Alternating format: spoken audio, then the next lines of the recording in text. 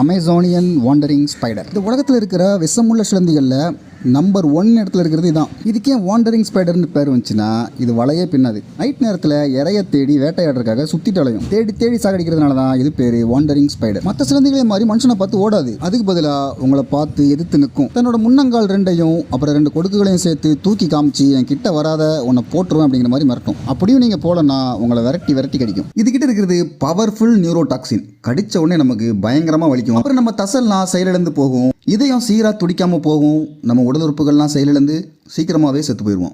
பொதுவாகவே நியூரோடாக்சின் இருக்கிற பூச்சியோ பாம்போ நம்மளை கடிச்சதுன்னா அந்த நியூரோடாக்சின் நம்ம உடம்புல 2 வகையாக வேலை செய்யும்.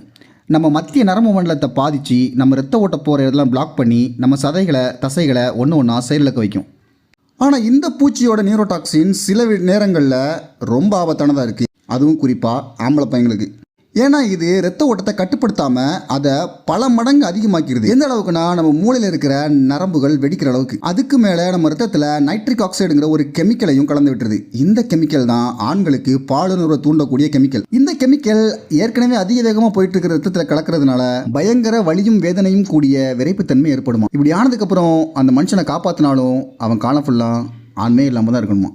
நல்ல வேளை இந்த ஸ்பைடர் நம்ம ஊரில் இல்லை. இப்போயே தெரிஞ்சிருக்கும் எதுக்காக இந்த ஸ்பைடர் நம்பர் 1ல் இருக்குன்னு. உங்களுக்கு எந்த பூச்சியை பார்த்து ரொம்ப பயமாக இருந்ததுன்னு கமெண்ட்டில் சொல்லுங்கள்.